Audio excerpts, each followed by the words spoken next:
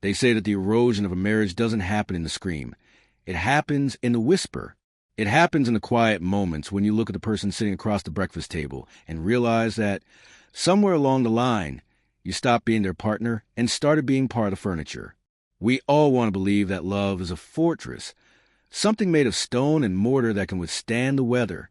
But when you get to be my age, or even when you just live long enough to pay attention, you realize that love is more like a garden.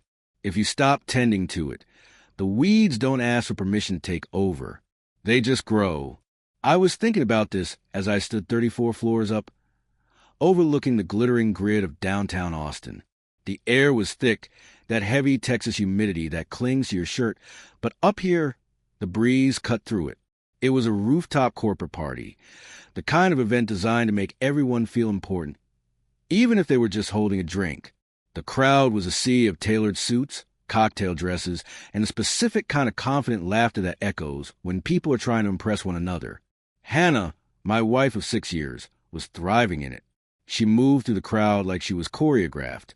Her posture was perfect, her smile was dialed up to a blinding wattage, and her hand rested lightly on the elbows of men and women who could do something for her career. I stood a few feet back, holding a glass of Cabernet I didn't particularly want, watching her. I wasn't jealous. I was proud, or at least I was trying to be. I knew how hard she worked. I knew the late nights, the stress, the emails sent at 2 a.m. I was the one who made the coffee the next morning. I was the one who listened to the vents about the incompetent interns. I was the infrastructure that allowed her skyline to rise. But standing there, amidst the clinking glasses and the drone of networking, I felt a strange distance. It wasn't physical. I was right there. It was something else. I felt like a ghost haunting my own life. Then came the moment that changed the frequency of the room. A group of 3 men approached us. They were young, sharp, the tech bro archetype that Austin churns out by the dozen, expensive watches, open collars, eyes scanning the room for the next best thing. Hannah lit up. She knew them. Or rather, she wanted to know them. "Hannah!" one of them exclaimed, opening his arms. "We were just talking about the new merger. You have to give us the inside scoop." She laughed, that breezy, musical sound she reserved for clients. "Now, you know I can't do that, Tyler, but I can tell you it's going to be aggressive." They laughed. They leaned in, and then Tyler looked at me. His eyes flicked up and down, dismissing my off-the-rack suit and my quiet demeanor in a split second. "And who is this?" he asked, gesturing to me with his drink. The pause that followed was less than a second, but to me, it felt like an hour. I saw Hannah glance at me. I saw a flicker in her eyes. A calculation? Was I an asset here? Was I a complication? Was I worth the explanation? "Oh," she said, waving a hand dismissively in my direction. "This is Ben, my roommate." The air left my lungs. It wasn't a punch you can brace for. A punch heals. This was something surgical. It cut deep, clean, and instant. "Your roommate." Tyler laughed. It was a scattered, awkward chuckle. "Got it. Nice to meet you, man." They laughed politely. It was a laughter of people who accept a joke they don't quite get, just to keep the social grease moving. My stomach tightened into a cold, hard knot. I looked at my wife. I looked for the wink. I looked for the squeezed hand. The just kidding. The punchline that would pull me back into the circle of respect. There was nothing. She had already turned back to Tyler, ready to discuss the merger. I stood there, holding my wine, and I realized that my hand was shaking. Not from fear, but from a sudden violent clarity. Roommate, that was the title she chose. Not husband, not partner, not the man who held her when her mother died, not the man who paid off her student loans so she could take this job. Roommate. A roommate is temporary. A roommate is a utility. A roommate is someone you pass in the hallway on your way to your real life. I stepped forward. I didn't shout. Shouting is for people who need to be heard. I didn't need to be heard. I needed to be understood. "Actually," I said. My voice was low, but it had a weight to it that cut right through the hum of their conversation. The laughter died. Tyler looked at me, confused. Hannah froze. Her smile stayed fixed on her face, but her eyes snapped to mine in a panic. Actually, I repeated, locking eyes with her. I'm her husband. The silence that followed was excruciating. It was the kind of silence where you can hear the ice melting in the glasses. Tyler's smile froze mid-lift. The other two men shifted their weight, suddenly finding their shoes very interesting. Hannah's cheeks flushed, a rapid, blotchy red that crept up her neck. "Ben," she said, her voice tight, a warning shot. "Come on." I was just what? I asked. I tilted my head. I waited.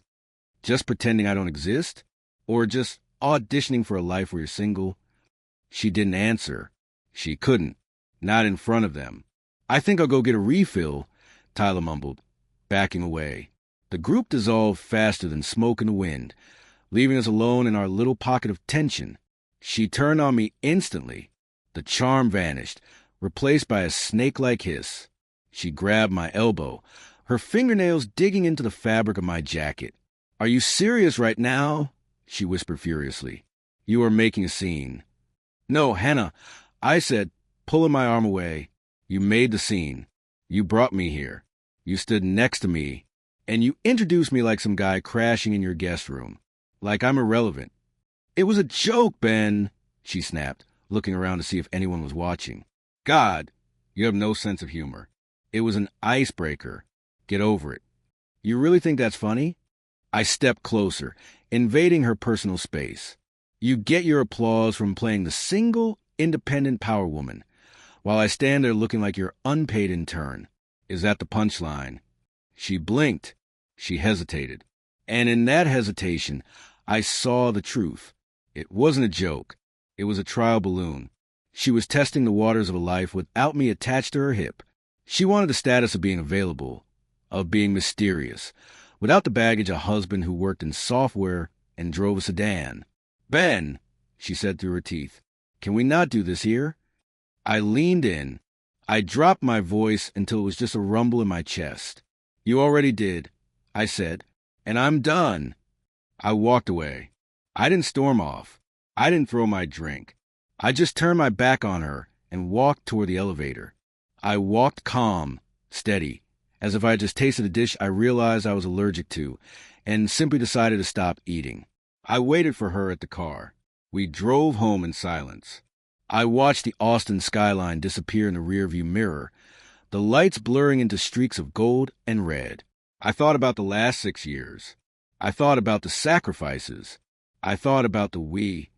And I realized with a heavy, sinking feeling in my gut that for a long time now, there hadn't been a we. There was just her and the shadow she cast. And I had been living in the dark. We walked into the house, and the silence followed us through the door. It sat on the sofa. It hovered over the kitchen island. Hannah kicked off her heels. They hit the floor with a dull thud, one after the other. It was the sound of performance ending. The curtain was down. The smile she had worn for the last 4 hours vanished, replaced by a look of mild annoyance. Not guilt, not regret, just the fatigue of someone who felt inconvenienced by my feelings. She walked to the fridge and poured a glass of water. She drank it standing up, staring at her phone, her back to me. It was such a small gesture, but it screamed volumes. It said, "You are not my priority." "You're not going to let that go, are you?" she asked. She didn't turn around. I loosened my tie. It felt like a noose I had been wearing all evening. "You didn't just humiliate me, Hannah," I said. "You erased me." She scoffed. She turned then, leaning against the counter, swirling the water in her glass. "You are being dramatic. It was a party. People say stupid things when they are nervous." "You weren't nervous," I said. "You were calculating." "Oh, please." She waved a hand. "It is always something with you. You act like I committed a crime. I introduced you wrong. Sue me. It is always something with me." I repeated. The words tasted bitter. "Is that what you think? That my desire for basic respect is a burden?" She rolled her eyes. She actually rolled her eyes. "I am tired, Ben. I am going to bed. We can talk about this when you stop sulking." She walked past me. She didn't touch me. She didn't look at me with anything other than exhaustion. I stood there in the kitchen, listening to her footsteps fade down the hallway. I heard the bedroom door close. And that was it. That was the moment it clicked. She didn't forget to call me her husband. She chose not to. That night, I didn't sleep. When you are in your 30s, you can sleep through a fight. You can sleep through anger because you think you have time to fix it in the morning. But when you get older, the body doesn't let you rest when the soul is heavy. I lay in the guest room. Ironic, I know. Staring at the ceiling fan cutting through the dark. Round and round. Round and round. My mind looped with it. I thought about the last 6 years. I thought about the ledger of our marriage. I work in software. I am not flashy. I don't wear Italian suits. I don't charm rooms with witty anecdotes. I am the back-end code. I make things run. I pay the mortgage. I pay the car notes. I fund the vacations where she takes the photos I am barely in. I show up. I have never needed a parade. I don't need her to worship me. But respect? Respect is not optional. Respect is a floor. If you don't have a floor, you don't have a house. She had made her move tonight. It was subtle, strategic, and deeply disrespectful. She had signaled to the world, and to me, that I was an accessory, a purse she could hold when she needed it and set down when she didn't. Well, I thought, staring at the spinning fan, if I am just an accessory, then I shouldn't have the responsibilities of a partner. I made a decision then. It wasn't born out of rage. Rage burns out. This was born out of clarity. And clarity is dangerous because it doesn't fade in the morning light. The morning after the party, our house looked like any other Sunday in the suburbs. Sunlight crept through the linen curtains. Birds were chirping. It was a beautiful lie. Hannah was already in the kitchen when I walked in. She was humming, softly to herself. She was wearing her silk robe, her hair tucked up in that lazy bun she only wore home. She looked casual, unbothered. She was making coffee as if last night had been a bad dream that she had already forgotten. I looked at her and I felt nothing. No warmth. No anger. Just a cold, hard distance. I didn't say a word. I walked past her and opened my laptop on the granite counter. "Want eggs?" she asked. Her tone was light, artificial. She was offering breakfast as a truce, but without the apology. I didn't answer. I logged into our banking portal. I navigated to the joint accounts, the ones I funded, the ones she used to buy the dresses for the parties where she called me her roommate. Click. Settings. Click. Access rights. It took 10 seconds. 2 clicks. That was all it took to sever the financial lifeline. No drama. No announcement. Just the quiet sound of a keyboard drawing a line in the sand. I closed the laptop. I stood up and poured myself a cup of the coffee she had made. She turned around, her brow furrowed slightly. She was tapping on her phone. "Did something happen to the Wi-Fi?" she asked. "I can't check the bank app. It's not loading." I took a sip of coffee. It was hot. It burned my tongue, and the pain felt good. It felt real. "Nope," I said. "Wi-Fi is fine." She blinked. "Weird. It says I don't have access. Access denied." I walked over to the fridge. I opened it and pulled out the creamer. I moved slowly, deliberately. "You don't," I said. She stared at me. Her arm froze mid-reach toward her phone. "What do you mean?" I turned to her. I looked her dead in the eye. I kept my voice calm, the kind of calm you use when you are explaining gravity to a child. "Roommates don't pay the bills, Hannah." Her mouth opened slightly. No sound came out. It was a perfect moment of silence. Then the flash in her eyes appeared. The one I had seen at the party masked behind a laugh. Now, it burned with something sharper. Indignation. "Are you kidding me?" she snapped. She slammed her phone down on the counter. "You revoked my access? Are you seriously acting like some petty little boy over a joke?" I took another sip. "Funny," I said. "None of this felt like a joke from my side of the room. And it certainly doesn't feel like a joke now." She stepped forward. Her voice rose, shrill and piercing. "I have worked just as hard to build this life as you have. Don't you dare forget that." "Oh, I haven't," I said. I remember exactly how hard you worked.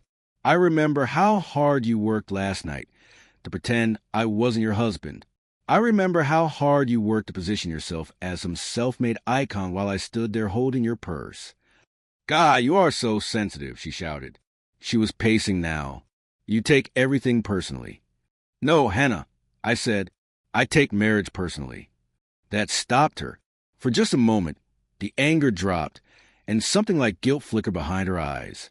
But it was gone just as fast, replaced by pride. I don't need your money, she said sharply. She lifted her chin. I can earn it myself. I have my own career. I am counting on that. I replied, Good luck. Her jaw tightened. You think you are some kind of martyr now? You think starving me out is going to make me respect you? No, I said. I think I am a man who is done being a doormat. And I think you are about to learn the difference between a husband and a roommate. The silence that followed wasn't the Cold War kind. It was the kind that thickens the air like fog. She stood there barefoot on the tile floor, suddenly realizing she had been playing a game without knowing the rules had changed. I finished my coffee. I rinsed the cup in the sink, taking my time to scrub the rim. Then I walked past her. I didn't stomp. I didn't yell. I just walked out of the room, leaving her alone with her phone and her access-denied screen. The war had started. But unlike her, I wasn't fighting for applause. I was fighting for dignity. For the next few hours, we floated around the house like strangers at an open house, each pretending not to watch the other. I mowed the lawn, focusing on the straight lines in the grass. She reorganized the spice rack, the clinking of glass jars echoing in the empty kitchen. We didn't speak. We didn't need to. The lines had been drawn, and we were both staying on our sides of the border. By the end of the day, the house felt different. It felt lighter in a strange, terrible way. It was like something had snapped, but the breaking of it released a pressure I hadn't realized I was holding. I wasn't punishing her. I told myself that. I was simply rebalancing the scale. And for the first time in a long while, I felt like a man again. I felt solid. A week passed. It was a long, drawn-out, ice-cold week. Our house in the suburbs became a quiet museum. The lights were on timers. The meals were cooked separately. The fridge became a testament to our division. It was filled with silent witnesses. His and hers groceries. Untouched leftovers. 2 separate cartons of almond milk, sitting side by side but never touching. We barely spoke. We communicated in grunts and nods, just the necessary logistics of 2 people occupying the same square footage. Can you move your car? Package came for you. Did you take the trash out? Each word felt like it passed through a filter, scrubbed clean of any emotion or history. But underneath the politeness, underneath the roommate dynamic she had jokingly requested and I had grimly provided, something far uglier was simmering. I knew this wasn't over. Not by a long shot. Hannah wasn't the type to accept defeat. She was the type to regroup. Then Thursday evening hit. I had just gotten back from work. I had loosened my tie and was sitting on the couch, halfway through an episode of an old crime show I had seen a dozen times. I liked the predictability of it. Bad guy does bad thing. Good guy catches him. The world makes sense for an hour. Then I heard the front door open. It was too early. Hannah usually didn't get home until after 7. She had been staying later at the office all week, claiming extra hours, claiming client deadlines. I suspected she was just avoiding the morgue-like atmosphere of our living room. But now, here she was at 5:30. She stumbled in. Her keys jingled too loudly as they hit the bowl. Her heels clacked against the hardwood floor with less grace than usual. It was a heavy, defeated sound. I didn't say anything. I just muted the TV. She dropped her purse on the floor with a heavy sigh. She kicked off her heels like they had personally betrayed her. She didn't look at me. She walked right past me into the kitchen. I heard the cork pop on a wine bottle. I heard the aggressive splash of liquid into a glass. Then, the shuffle of her returning. She sat on the edge of the couch, as far away from me as possible. She looked wrecked. Her eyes were red-rimmed. Her perfect posture was gone, replaced by a slump that spoke of total exhaustion. She stared at the blank wall like it had insulted her. I waited. I let the silence stretch. I have learned that if you wait long enough, people will fill the silence with the truth they are trying to hide. I got fired, she said. Her voice was flat. I blinked. I turned my head slowly to look at her. From the firm? She nodded slowly, taking a large gulp of wine. They let me go this afternoon. Why? I asked. She hesitated. She swirled the wine in her glass, watching the red liquid coat the sides. They said it was behavioral misconduct, some nonsense about internal dynamics and setting the wrong tone. HR speak. It sounds serious, but it's just bureaucratic garbage. Behavioral misconduct. I repeated, that sounds specific. Oh, please, she snapped, a flash of her old fire returning. You think I am the only one who flirts to get ahead in that place? It is a shark tank, Ben. Everyone does it. I made one misstep. The wrong person took it personally. Office politics. There it was. I leaned back into the couch cushions, keeping my expression unreadable. So, flirting, Hannah? I asked softly. That is what cost you the job. She turned to face me now. Her voice softened, taking on a pleading edge. I didn't do anything that serious, Ben. Whatever you are thinking, stop. It was just banter. It was strategy. You know how hard I have to fight to be seen in that room. I didn't reply. I just watched her spin the narrative. She was weaving a web, carefully trying to position herself as the victim of a ruthless corporate culture. I shouldn't have joked about the roommate thing, she added suddenly. She looked down at her hands. That wasn't fair. I was stressed. And now this. Still, I said nothing. I let her sit with it. She waited. She took another sip, her hand trembling slightly. Aren't you going to say anything? I finally met her eyes. Depends. On what? Was that an apology? I asked. Or was that a rehearsal? Her face tightened. I am trying to talk to you, Ben. I am trying to tell you what happened. Really, I tilted my head. Because it sounds a lot like you're laying groundwork. You lost your power base at work. So now you're coming back here to secure your backup plan. She stared at me. I lost my job, Ben. I am scared. And I lost my dignity last week.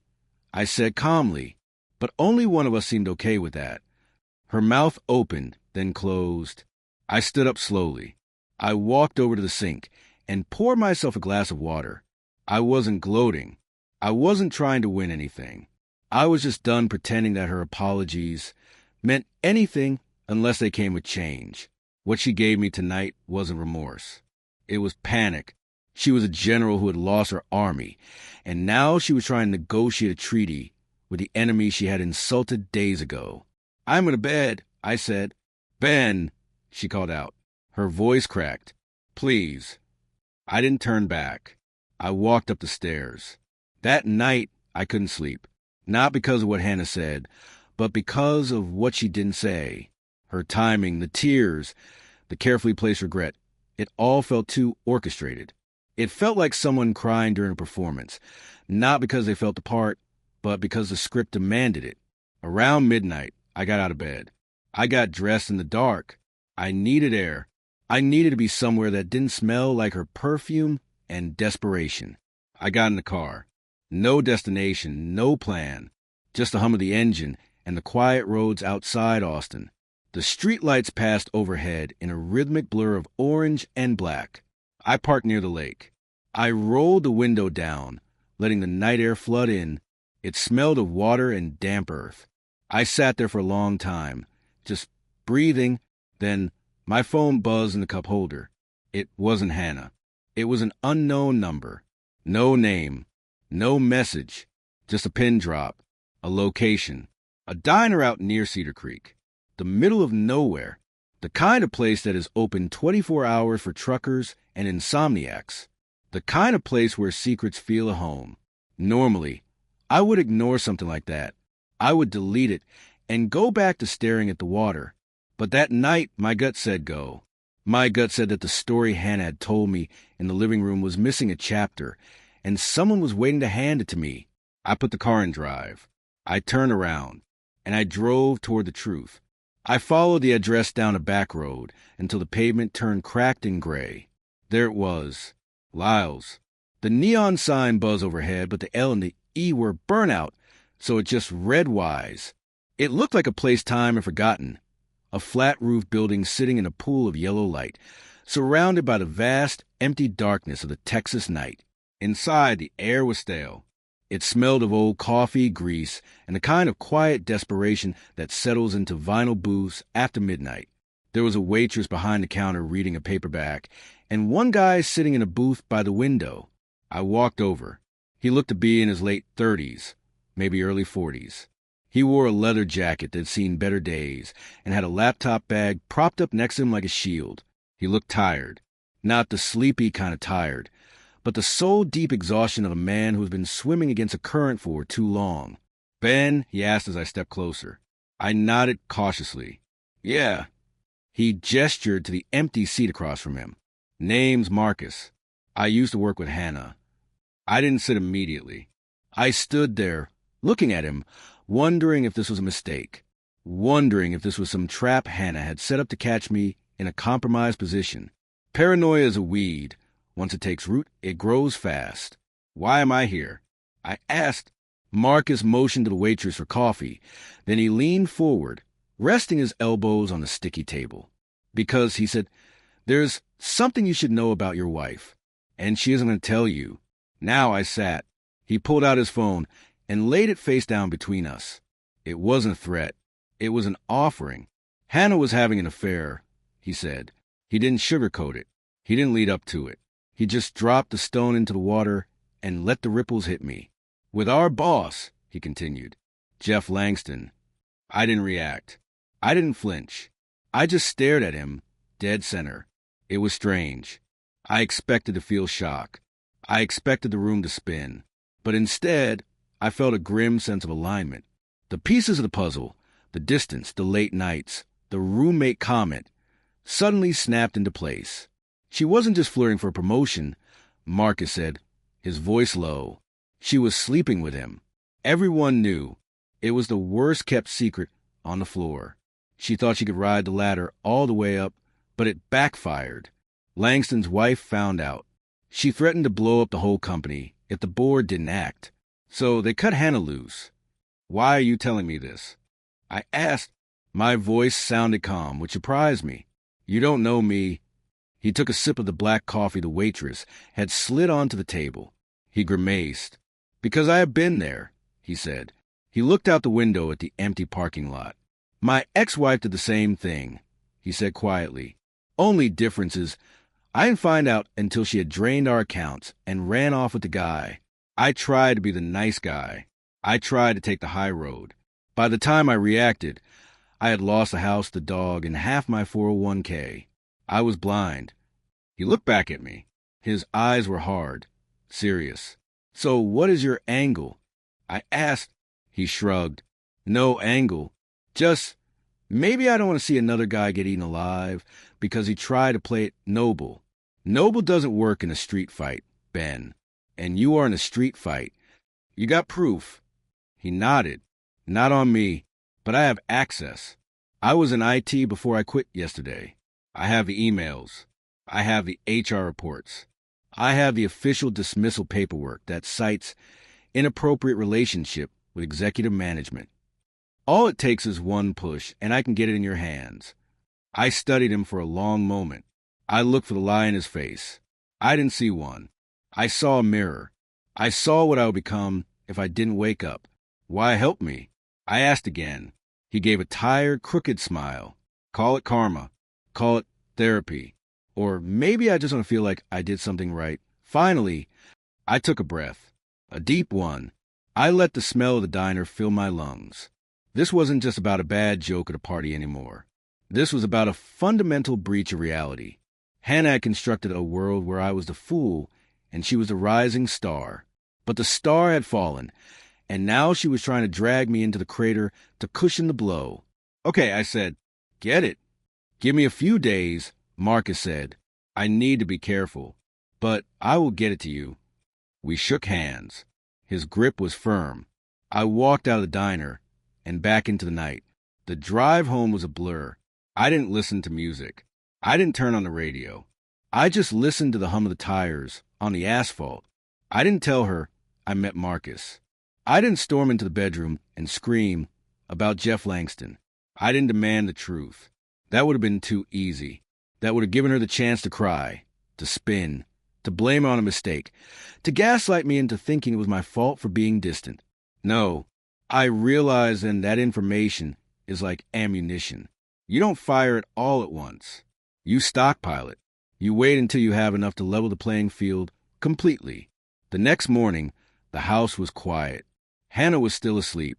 I went out to the garage, closed the door, and dialed a number I hadn't called in years. It was a friend of my father's, an old-school lawyer named heavy on discretion and light on mercy. "Hello?" His voice cracked over the line. "It's Ben," I said. "I need help." I told him what I suspected. I told him what I knew. I told him what Marcus had promised me. "Do you have the evidence in hand?" he asked. "Not yet," I said, "but it is coming." He paused. "Then sit tight. Don't tip your hand, Ben. The second she knows you are moving, she will lawyer up. She will hide assets. She will spin the narrative. You only get one clean shot at this. Make it count. Make it count." That phrase stayed with me. So I went back inside. I made coffee. I poured 2 cups. When Hannah came downstairs, she looked fragile. She was wearing sweatpants and an oversized t-shirt. She looked at me warily, testing the temperature of the room. "Good morning," I said. I didn't smile, but I didn't scowl. I kept my voice neutral. She relaxed instantly. She interpreted my lack of anger as forgiveness. She thought the storm had passed because the wind had died down. She didn't know that the eye of the hurricane is the calmest part. "I was thinking," she said, wrapping her hands around the mug I gave her. "Maybe I could make dinner tonight? Roast chicken?" "That sounds fine," I said. For the next few days, I lived my life like everything was perfectly normal.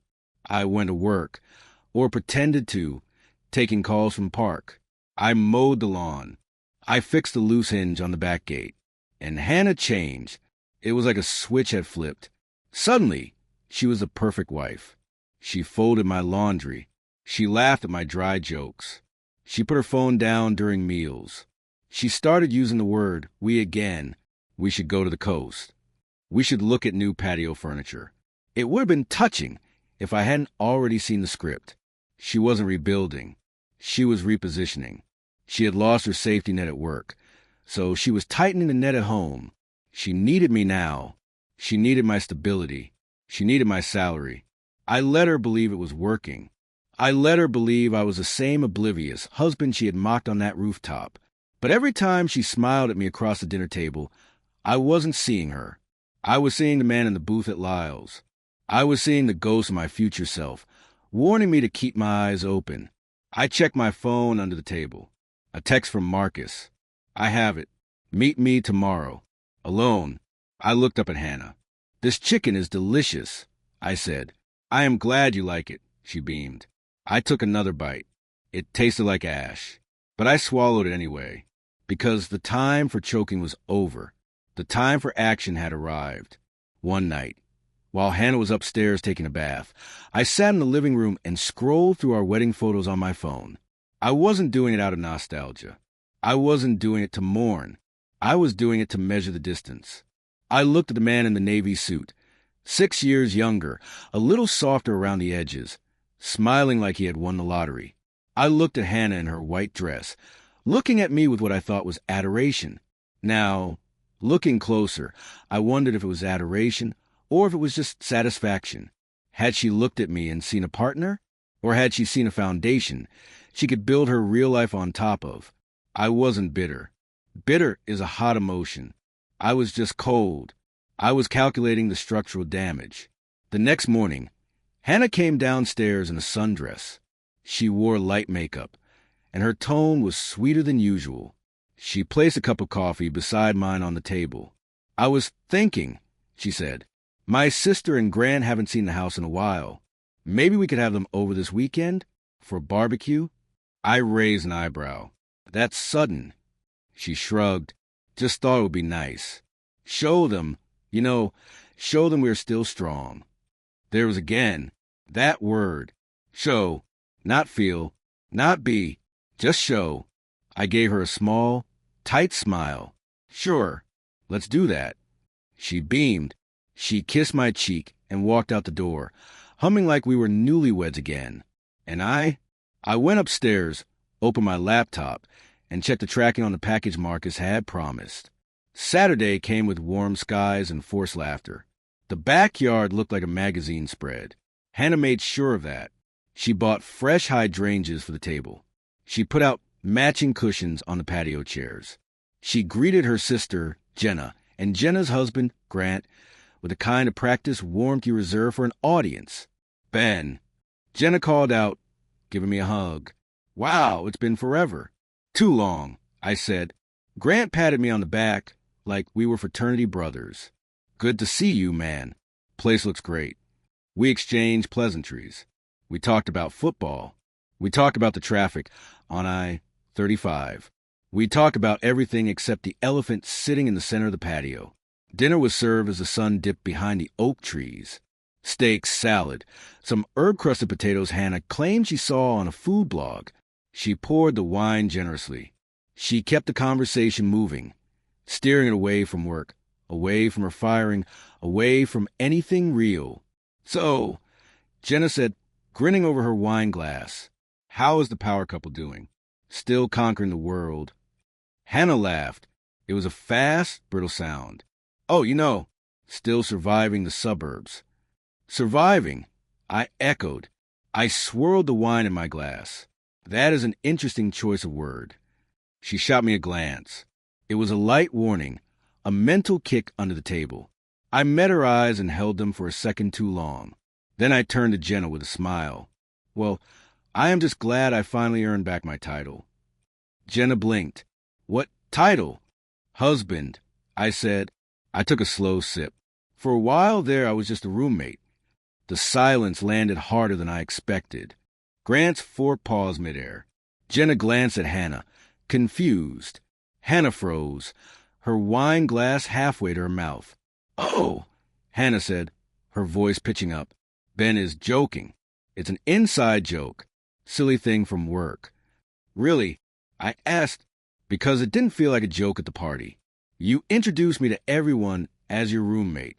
You remember? Rooftop, downtown, pretty view. Hannah let out a laugh. It sounded like glass breaking. That was a joke, Ben. Sure it was, I said softly. I leaned back in my chair. But you know what they say. Jokes always carry a little truth. The air thinned. The hum of the cicadas seemed to get louder. Grant cleared his throat loudly. Anyway, steaks are great, man. Really perfectly cooked. Thanks, I said. I never looked away from Hannah. She wore her panic like a heavy perfume. It was subtle, but it was unmistakable. She knew I was off script. She knew I was dangerous. But she didn't know why. The rest of dinner stumbled forward on weak legs. Hannah tried to regain control, launching into stories about their childhood, but the energy was gone. After Jenna and Grant left, early of course, the house fell quiet again. Hannah slammed the dishwasher door shut. What the hell was that? She demanded. What was what? That little comment. The roommate thing. You were trying to embarrass me in front of my family. No, I said. I was just being honest. Isn't that what we are supposed to be now? You are being cruel, she spat. No, Hannah, I said, stepping closer to her. I am being precise. I walked past her and went up the stairs. In the quiet of the bedroom, I checked my phone. A text from Marcus. Level B2. South Garage. Tomorrow, 9 a.m. I stared at the message. Then I locked my phone and set it on the nightstand. Downstairs, I heard her pour another glass of wine. It didn't matter. The clock was ticking. The parking garage was nearly empty. It was tucked under a quiet office complex in South Austin. It was cool, damp, and smelled of concrete dust. Marcus was already there when I pulled in. He was leaning against a beat-up Honda Civic, arms crossed, a hoodie pulled tight over his head. I parked. I killed the engine. I stepped out into the silence. You alone? He asked. I nodded. You bring it. He reached into his bag. He pulled out a thick manila envelope. It wasn't a flash drive. It wasn't a link to a cloud folder. It was paper. There's a weight to paper that digital files just don't have. It feels permanent. He handed it over without a word. This is everything? I asked. Emails, he said.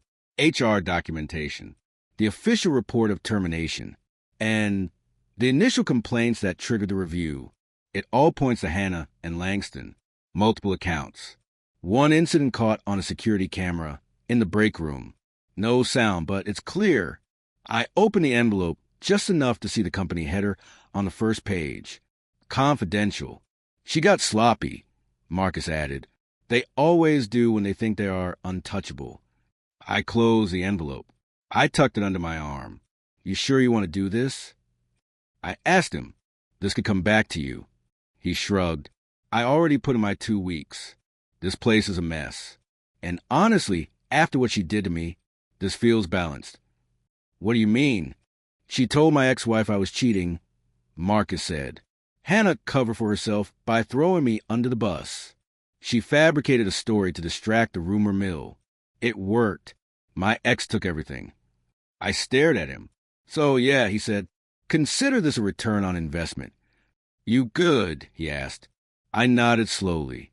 Yeah, I'm good. Just be smart, he said. Do it clean. He got in his car and drove off, the echo of his tires fading up the ramp. I stood there alone in the concrete belly of the building. I sat in my car for a long time.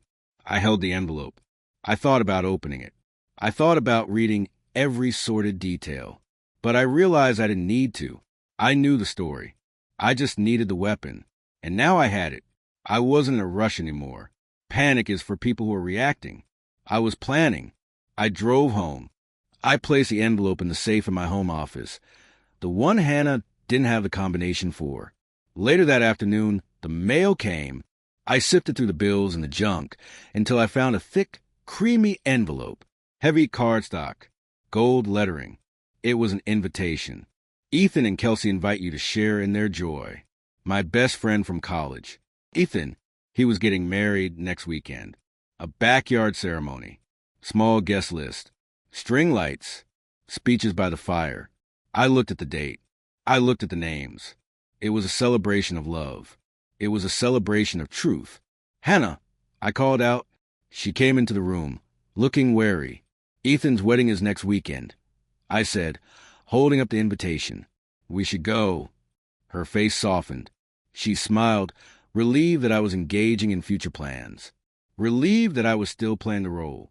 Of course, she said. I love weddings. Good, I said. It will be a night to remember. I didn't smile. I just placed the invitation on the counter, right next to her keys. She didn't know it yet, but she wasn't looking at a party invite. She was looking at the stage for her final performance. The invitation had come months ago, long before the unraveling began. My best friend from college, Ethan, was getting married. It was exactly the kind of wedding you would expect from Ethan. No ballrooms, no stiff tuxedos, no overpriced plated chicken. It was a backyard ceremony at his parents' property out in the hill country. There were string lights draped between ancient oak trees, a fire pit crackling in the corner, and a feeling of warmth that you can't buy with a corporate credit card. It was a celebration of simplicity. It was a celebration of two people choosing each other fully, without strategy, without performance, without an exit plan. It should have felt refreshing. It should have been a night to breathe.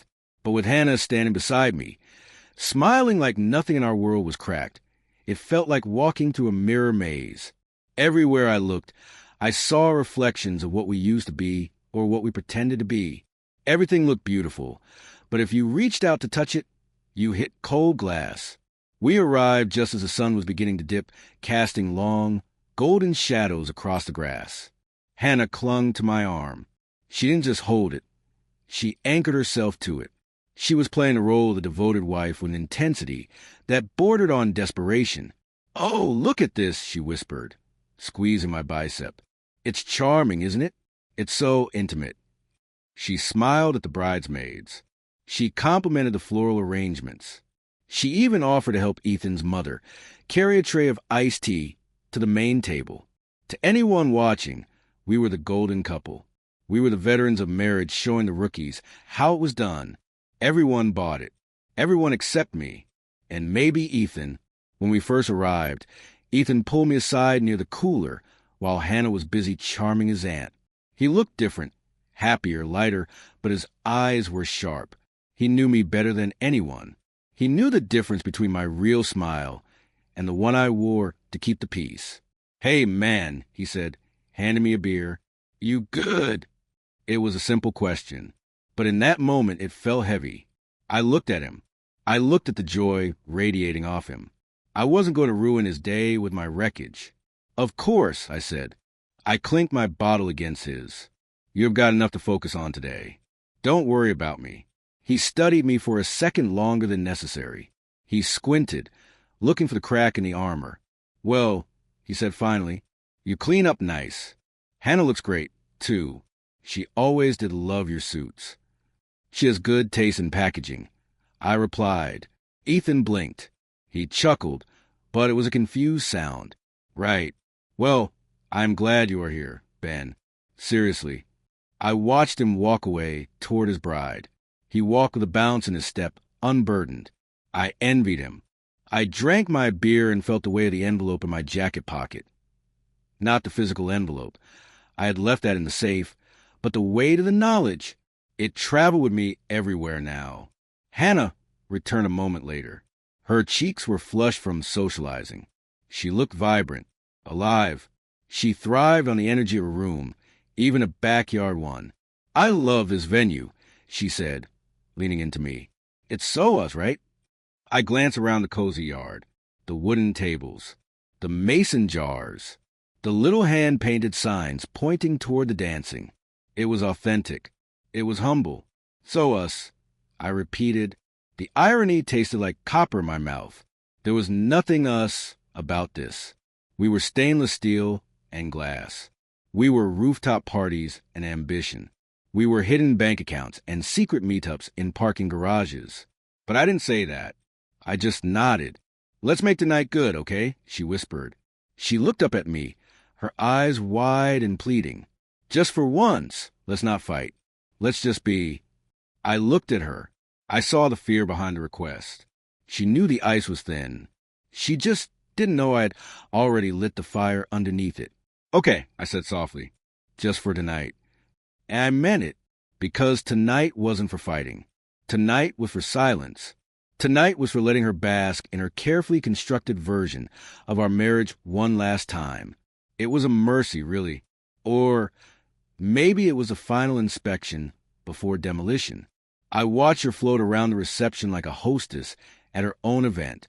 She told stories. She fixed napkins. She took selfies with old friends we hadn't seen in years, tilted her head just so to catch the best light. She was radiant. That is what made it so dangerous. If you didn't know the truth, if you hadn't sat in a diner booth with Marcus, you would think she was a hero of our story. You would think she was the glue holding us together. The sun finally set and the string lights flickered on, turning the backyard into a glowing, magical space. The band, a local trio with acoustic guitars, started playing a soft, slow version of "Can't Help Falling in Love." Couples drifted onto the dance floor. It was that time of the evening where the energy shifts from celebration to romance. Hannah reached for my hand. "Come on," she said. "One song, for old time's sake." I let her pull me in. We stepped onto the grass. Her hands rested on my shoulders like muscle memory. They knew the terrain. My hands found her waist. It was a posture we had held 1,000 times. We swayed. The music washed over us. Wise men say, only fools rush in. She leaned her head against my chest. I could feel her breathing. It was slow, steady. She was relaxing. She felt my arms around her, and she interpreted it as safety. She thought she had weathered the storm. She thought that if she just held on tight enough, the past few weeks would disappear. To anyone watching from the tables, we looked like a portrait of enduring love. But inside me, there was only stillness. Not rage, not sorrow, just a quiet, settled understanding. I looked over her head at the fire pit. I watched the sparks float up into the dark sky and vanish. We were like those sparks. We were already gone. We just hadn't faded out yet. As the final note of the song hung in the humid air, fading into the sound of polite applause and clinking glasses, Hannah pulled back slightly. She looked at me. Her eyes were soft, misty. She leaned in close to my ear. "See," she whispered, "we still fit." I smiled. It was a gentle smile, the kind you give a child who believes in magic. Yeah, I thought we fit because I stopped moving. We didn't fit. We were two different shapes now. She was a jagged edge of ambition and deceit, and I was something hardened by the truth. We just stopped moving long enough to look like we belonged together. But very soon, everything was going to move again. We walked back to our table. The speeches were starting. The best man was adjusting the microphone. The maid of honor was clutching her notes. Hannah sat down and smoothed her dress. She poured herself a glass of wine and looked at me with a victorious little grin. She thought she had won the night. She thought she had secured the perimeter. I reached into my jacket pocket. I touched the cold metal of my phone. The stage was set. The audience was seated. The lighting was perfect. "You okay?" she asked, touching my hand. "I am," I said. "I am ready." She squeezed my hand, thinking I meant I was ready for the cake, but I was ready for the end. It started like every other toast.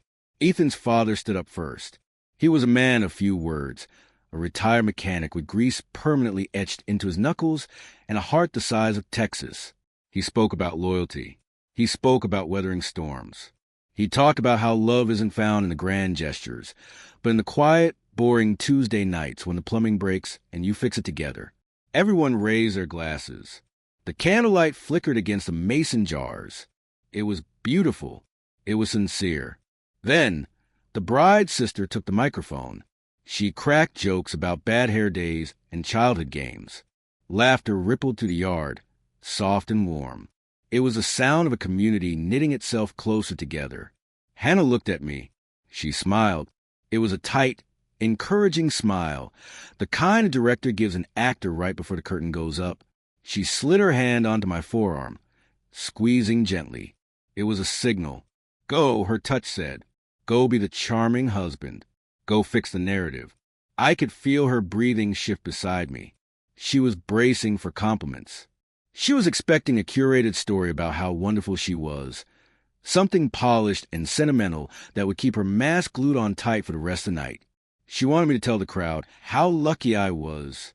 She wanted me to validate the lie one last time. I stood up. My chair scraped against the patio stones. The sound was harsh in the quiet night. I didn't take the microphone. I didn't need it.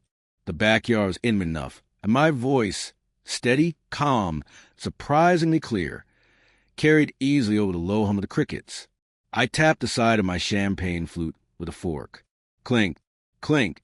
The room quieted. It was a soft, obedient hush of people expecting joy. "I'd like to say a few words," I said. Hannah leaned in slightly, her eyes bright, expectant. She looked like a queen waiting for her tribute. I turned to Ethan first, then scanned the crowd. I looked at the faces of friends I had known for decades, and the faces of strangers who only knew the version of me Hannah allowed them to see. Weddings are a dangerous thing. I began. A few nervous chuckles. I didn't smile. They are dangerous because they remind us of what it is actually supposed to mean to choose someone. When we are young, we think vows are just poetry. We think they are things you say to get to the cake. I paused. I let the words hang there. But when you get older, you realize that a vow is a heavy thing. It is a promise to witness someone's life. Not just the highlight reel. Not just the promotions and the parties. But the failures. The gray mornings. The truth. I saw Ethan's mother dab her eyes. She nodded, understanding the weight of it. And when two people walk into a marriage, I continued, they bring everything with them. The best parts of themselves and the broken parts. The deal is that you face those broken parts together. You don't hide them. You don't perform over them. Hannah's smile was frozen now. It was starting to twitch at the corners. Her fingers drummed a nervous rhythm on the stem of her wine glass. She sensed the shift in the wind, but she couldn't see the storm yet. But sometimes, I said, turning my gaze slowly toward her, one person in that partnership stops choosing. Maybe not all at once. Maybe it happens quietly. One decision at a time. The air in the backyard changed. The warmth evaporated. A coolness settled over the tables. A joke that cuts a little too deep, I said, looking directly into her eyes. A title given to a husband that strips him of his dignity. A truth buried under ambition. Hannah's mouth opened slightly. She looked like she wanted to interrupt, to laugh it off, to pull me down into my chair. But she couldn't. To interrupt now would be to admit there was a crack. She was trapped in her own desire for appearances. I raised my glass. My hand was steady. So tonight, I want to offer a toast. Not just to the bride and groom, whom I love dearly, but to myself. I took a breath. To clarity, I said, to dignity, and to the end pretending. I looked at her. To new beginnings, I said softly, without my roommate. A pin could have dropped on concrete and sounded like a gunshot. The entire yard went silent. Forks paused midair. Mouths hung open. The background music seemed to stop, as if the band itself was holding its breath. For the first time all night, the evening didn't belong to a love story. It belonged to the truth. Hannah's chair scraped back violently as she stood up. Her face drained of color, leaving her pale and ghostly in the string lights. Panic crawled over her features like heat. "What the hell are you doing?" she whispered. It was a hiss, meant only for me, but in the silence it carried. I didn't answer. I reached into my jacket pocket. I pulled out the envelope. I had grabbed a copy from the safe before we left, a gut instinct telling me that words wouldn't be enough. She would spin words. She couldn't spin paper. I held it out to her. Inside are our divorce papers, I said, my voice calm, almost conversational. And, conveniently, the full record of your office affair, the HR reports, the emails, the dates, even the screenshots you thought were deleted. Gasps rippled through the crowd. People tried not to look. It is human nature to look away from a car crash, but they couldn't. Every head turned. Every eye locked on the manila envelope hovering between us. I thought you might want a copy. I added. Hannah's hands shook as she snatched the envelope from me. She looked at it like it was a bomb. You, she stammered. You planned this? At someone else's wedding? You planned a performance. I am just giving an honest ending, Hannah, I said.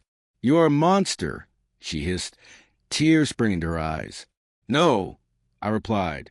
I am just finally tired of being your prop. She looked around the yard. She looked for an ally.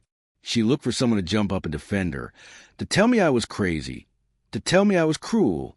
She looked at Jenna, her sister. Jenna was standing near the cake table, her hand over her mouth, face pale. She didn't move. She looked at Grant. He was staring at his shoes, his jaw tight. She looked at the guests, and she realized with a dawning horror that she was exposed. The lights she loved so much were no longer flattering. They were interrogating. She tried one last tactic, the weapon of last resort. She let a tear fall, a genuine one born of humiliation. Ben, please, she whispered, her voice trembling. We don't have to do this. Not like this. It almost worked. I felt a flicker of the old instinct, the urge to protect her, to shield her from pain. But then I remembered the rooftop. I remembered the man in the diner. I remembered the empty house and the separate groceries. No, I said, we don't have to, but I am choosing to. I turned to Ethan. He hadn't moved. He was standing by his new wife, watching me with a solemn expression. I am sorry for hijacking your moment, man. I said sincerely. I really am. But this was the only stage she would respect. Ethan nodded slowly. He understood. He knew that some infections have to be cauterized, no matter how much it hurts. Understood, he said softly. And with that, I walked away. I turned my back on the table. I walked down the aisle meant for another couple, past the guests who were now whispering behind their hands, past the flickering candles and the untouched cake. I walked out into the night air. The silence behind me was heavy, but the air ahead of me was clean. It filled my lungs. It felt sharp and cold and real, inside the circle of light. Hannah still stood there, clutching the envelope like a lifeline that had turned into a brick. She was alone in the center of the stage she had built. And for the first time in 6 years, I knew she finally felt it. The story wasn't hers anymore. It was mine. She came back the next morning. I heard her before I saw her. It was a Sunday, the kind that feels hollowed out by the heat, where the air hangs still and heavy. I was sitting in the living room, drinking coffee. It was black. It was bitter. It was exactly what I needed to ground myself. I heard the front door key scratch against the lock. It fumbled. Once, twice. It was the sound of a hand that was shaking. The door creaked open slowly, tentatively, like it was apologizing for the person standing on the other side. She stepped inside. She was wearing the same dress from the wedding. The hem was stained with grass. The fabric, which had looked so sleek and expensive under the string lights, now looked wrinkled and sad in the harsh morning sun. Her makeup was smudged under her eyes, dark shadows that spoke of a sleepless night spent somewhere that wasn't home. Her heels were gone. She was barefoot, carrying them in one hand, dangling by the straps like dead birds. She didn't look like a power broker. She didn't look like a rising star. She looked like a refugee from a life that had exploded. I didn't get up. I didn't offer to help her. I just took a sip of coffee and watched her over the rim of the mug. She closed the door softly. She stood in the entryway, holding the manila envelope in her other hand. She clutched it to her chest, not like a shield, but like a wound she was trying to keep from bleeding out. "I read everything," she said. Her voice was raw. It sounded like she'd been screaming, or maybe crying, for hours. I nodded slowly. "I assumed you would." She walked into the living room. She moved with a strange, brittle caution, as if she were afraid the floorboards might give way beneath her. She set the envelope down on the coffee table between us. It made a soft, sliding sound against the wood. The silence stretched. It wasn't the angry silence of the last few weeks. It was a dead silence. It was the silence of a battlefield after the cannons have stopped firing, when you are just counting the casualties. "I made a mistake," she whispered. I almost laughed. It bubbled up in my throat, a dry, incredulous sound, but I swallowed it down. Laughter requires energy, and I didn't have any left for her. "You keep saying that," I said, my voice low. "You say it like it is a magic spell, like if you say mistake enough times, it changes what happened. But it doesn't." She winced. She sank onto the sofa opposite me. She kept her knees pressed together, her hands clenched in her lap. She looked smaller than I had ever seen her. "It does mean something," she insisted, tears welling up in her eyes. Ben, I lost everything. I lost the job. I lost the promotion.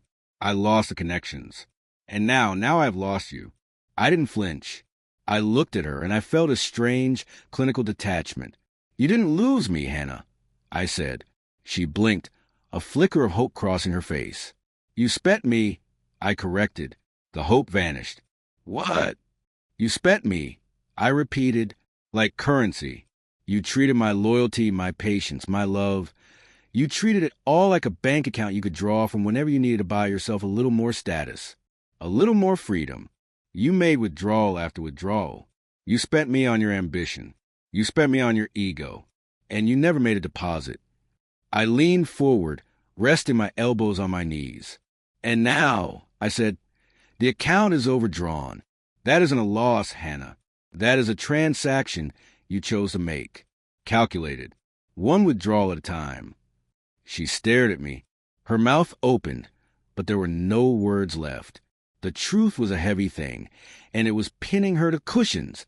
"I was trying to build something," she whispered, her voice trembling. "I was trying to get ahead. I thought if I could just get high enough, we would both benefit. You would be proud of me." I shook my head slowly. "You weren't building something. You were burning bridges and hoping I wouldn't notice the smoke."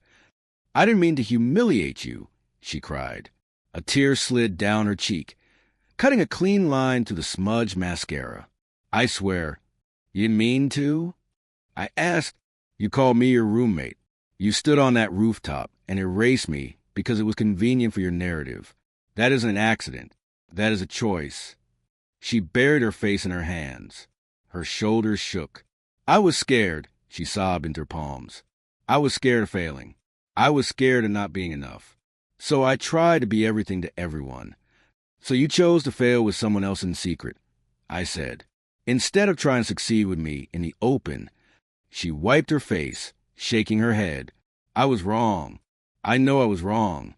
"Yeah," I said. "You were." There was no victory in saying it. There was no pleasure. Just the clean, heavy weight of a fact being placed on the table. She stared at the floor. She picked at a loose thread on the sofa cushion. "Do you hate me?" she asked. Her voice was so small I barely heard it. I thought about it. I looked inside myself for the fire, for the rage, for the hatred, but there was nothing there. Just ash. "No," I said. "I don't hate you." She looked up, her eyes wide, searching for a lifeline.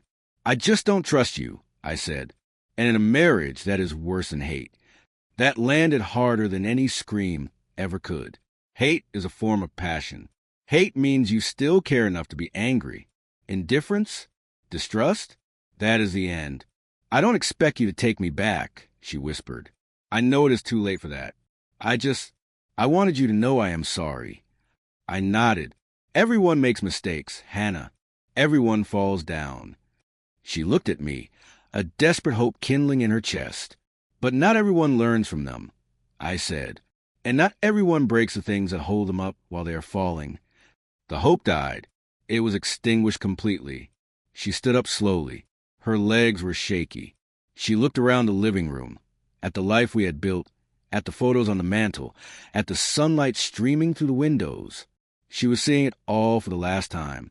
"What happens now?" she asked. "I finished the paperwork," I said. "We split things cleanly. You get your own place. I keep the house until we sell it. We go our separate ways." She nodded. She didn't argue. She didn't beg. She didn't try to negotiate. She knew she had no leverage left. She picked up her purse. She picked up her shoes. She walked to the door. Her hand rested on the knob. She paused. She turned back one last time. The morning light hit her face, illuminating the ruins of the woman I had married. "I really did love you, Ben," she said. I held her gaze. I didn't blink. "Then maybe someday," I said, "you will understand what that should have looked like." She opened the door. She stepped out. She closed it behind her. There was no slam. There was no dramatic pause. Just the soft click of the latch engaging. And then silence. For the first time in years, the house was truly quiet. It wasn't the silence of secrets. It wasn't the silence of tension. It was the silence of space. I sat there for a long time, watching the dust motes dance in the sunbeams. I finished my coffee. It was cold now, but I drank it anyway. I was alone, and for the first time in a very long time, I was at peace. A week passed. The story had stopped making noise. There were no more texts from her. No frantic phone calls at midnight. Just silence. It wasn't the heavy, suffocating silence of a room where an argument just happened. It was the silence of a clean sheet. It was the silence of a slate that had been wiped down with vinegar and water, leaving nothing but the surface. The divorce papers were filed. My lawyer, efficient as ever, sent me a confirmation email. Filed. Processing. Timeline, 60 days. The ring was in a drawer in the hallway console. I put it in the back, behind a stack of old batteries and loose change. I didn't plan to open that drawer again. I met Ethan on a Tuesday afternoon. We chose a cafe downtown, neutral ground. It was a place with high ceilings and the smell of roasted beans, far away from the string lights and the emotions of his wedding night. He was stirring his coffee when I walked in. He did it slowly, rhythmically, the spoon clinking against the ceramic. It was the way he always fidgeted when he was about to say something serious. "So," he said as I sat down, "you really did it." I nodded. "I ordered a black coffee. It wasn't exactly how I planned to support your wedding weekend." Ethan smirked. A small, dry expression. "Yeah, well, the toast was unforgettable." I think my aunt is still talking about it. I sighed. I rubbed the back of my neck. The guilt was the only thing that still lingered. I am sorry for the scene, Ethan. It wasn't fair to you. It wasn't fair to Kelsey. He stopped stirring. He looked up at me. His eyes were clear. Man, he said, don't even apologize. I ruined the reception. No, Ethan said firmly. You didn't. What she did, that was the scene. Her bringing that lie into my house, that was the insult. You just refused to sit quietly in it. He took a sip of his drink. Honestly, he added, it was the most honest thing I have seen in a long time. Most people would have waited. Most people would have faked it for the photos. You chose dignity over decorum. I respect that. I looked out the window. People passed by in pairs, in routines, living lives that hadn't cracked open yet. She ever reach out? Ethan asked. Once, I said. She texted me yesterday. Said she wanted to return a few books she had borrowed from my dad's collection. What did you say? I told her to keep them. Ethan raised an eyebrow. Those were first editions, weren't they? They were, I said. But the person who borrowed them isn't the one bringing them back. I don't want them in my house. They have her fingerprints on them. Ethan laughed under his breath. He shook his head. Cold. Clean. I corrected. I am done carrying weight that doesn't move with me. If I take the books back, I take the memory back. I take the maybe we can be friends conversation back. I don't want to be friends. I want to be finished. He nodded. He paused, studying my face. You okay, Ben? I took a moment before answering. I checked my internal weather. Was I sad? Yes. Was I angry? No. I am not fine, I said honestly, but I am free. Later that evening, I met Marcus. We picked a small bar on the east side. It was dark, gritty, the kind of place where the music is loud enough to cover a conversation, but quiet enough to think. Marcus was already there, 2 drinks in. He was sitting in a back booth with the casual posture of a survivor. He saw me and raised a glass. To the clean shot, he said. I sat down. I signaled the bartender for a bourbon, and to the one who made it possible. Marcus chuckled. He looked tired, but less haunted than he had in the diner. Honestly, I wasn't sure you would follow through. I thought you might fold at the last second. A lot of guys do. I almost did, I admitted. Standing there, seeing her cry, it triggers an instinct. You want to fix it. You want to save her. But then I remembered. I remembered the version of myself I left behind to keep her dream alive. I remembered the roommate, and I realized I couldn't save her without destroying him. Marcus looked at me suddenly, quiet. He swirled the ice in his glass. Yeah, he whispered. I know that guy. I miss him sometimes. We sat in a lull of shared understanding for a while. We were 2 veterans of the same war, comparing scars. Then he leaned in. HR found out, he said casually. I tensed. I put my drink down. What? That you shared the documents. He nodded. Didn't even deny it. They traced the access logs. Called me in this morning. Marcus, I said, leaning forward. Did they fire you? Nope. He grinned. It was a mischievous, reckless grin. They wanted to, but they couldn't. I know where too many bodies are buried in that server room. If they fire me for whistleblowing on an executive affair, I could sue them into the ground. So what happened? They offered me a transfer, he said. Different city, new team, Denver, starting next month. Denver? I asked. That is a long way. It is, he said. Mountains, clean air, a clean slate. That is good, I said. That is really good. It is perfect, he said. Sometimes, losing the wrong job makes room for the right kind of life. I was drowning here, Ben. Seeing Hannah every day, seeing the ghost of my own divorce. I needed out. I raised my glass again. To Denver. He clinked his glass against mine. To freedom. He smiled. It was the first time I had seen him really smile, without the shadow of cynicism. Some debts, he said, aren't paid in money. They are karmic. This one? Mine is paid in full. I balance the books. We sat in silence after that.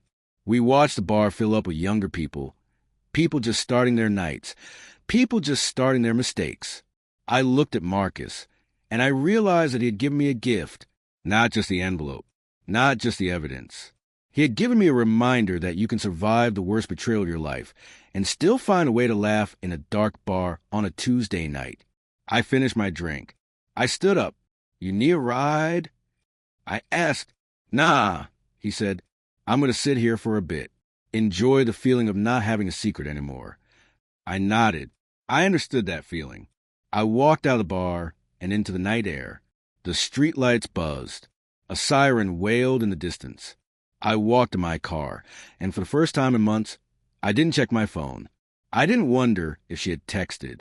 I didn't worry about what lie I was walking home to. I unlocked the car. I got in, and as I turned the key, I realized I wasn't just driving away from a bar. I was driving away from a life that had been shrinking me for years. The house was dark when I got home. For years, a dark house had felt like a failure. It meant she wasn't home yet. It meant she was out networking, or having drinks with the team, or doing whatever it was she did to avoid being my wife. A dark house used to feel lonely. Tonight, I unlocked the door and stepped into the darkness, and it felt like sanctuary. I didn't turn on the lights immediately. I just stood in the foyer. I listened. I listened to the hum of the refrigerator. I listened to the settling of the foundation. I listened to the absence of tension. There was no one here to judge me. There was no one here to minimize me. There was no one here to call me a roommate. I walked to the kitchen and poured a glass of water. I stood by the window, looking out at the backyard. The moon was full, casting a silver light over the grass I had mowed 1,000 times. They say that when you get older, time speeds up. They say the years start to blur together. But I have found that isn't entirely true. Time only blurs when you are sleepwalking. When you are awake, truly awake, time slows down. The last 2 weeks had been the longest of my life, but they had also been the most vivid. I thought about the decisions we make when we are young. We choose partners based on excitement or potential, or how good they look standing next to us at a party. We think we have so much time to get it right. We think we can fix people. We think love is a project. But there are decisions that we only understand why we were wrong when we are old. I had chosen Hannah because she dazzled me. I had chosen her because she was a fire, and I thought I could be the heart that held her. I didn't realize that some fires don't want to be held. They just want to consume the wood until there is nothing left but ash. I had spent 6 years feeding myself to her ambition. I walked into the living room and sat in my chair. My chair, not our chair. I looked at the empty space on the wall where a photo of us used to hang. I had taken it down 3 days ago. The paint underneath was a slightly different shade, brighter, untouched by the sun. It was a scar on the wall, but scars are good. Scars mean you survived something. I thought about what Marcus had said about karmic debts. I thought about what Ethan had said about dignity. I realized that for the last decade, I had been asking for permission. I asked for permission to speak at parties. I asked for permission to spend my own money. I asked for permission to be tired, to be happy, to be seen. I had handed over the keys to my own self-worth and waited patiently in the passenger seat for her to drive us somewhere good. She drove us off a cliff, but I had climbed out of the wreckage. I closed my eyes. I breathed in. I breathed out. The rhythm was slow, steady. I wasn't lonely. Loneliness is when you are with someone who makes you feel alone. Solitude?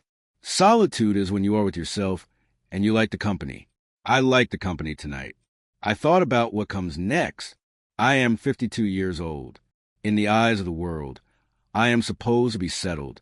I am supposed to be thinking about retirement portfolios and golf swings.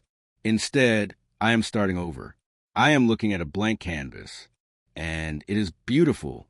I don't know if I will marry again.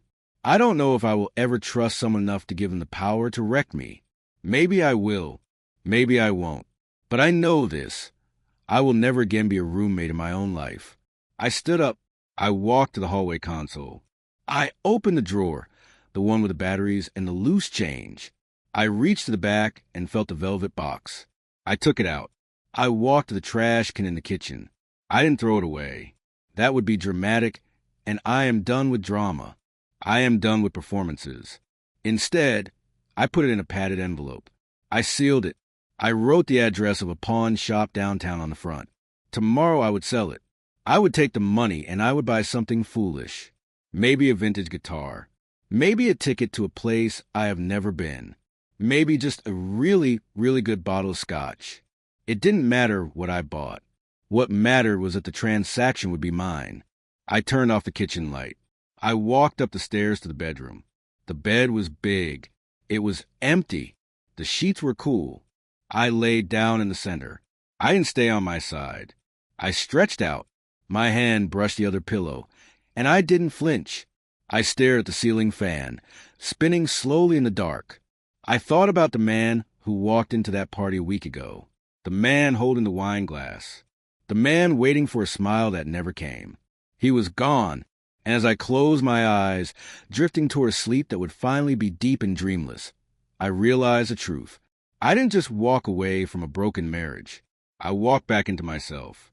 And this time, I wasn't asking for permission to exist.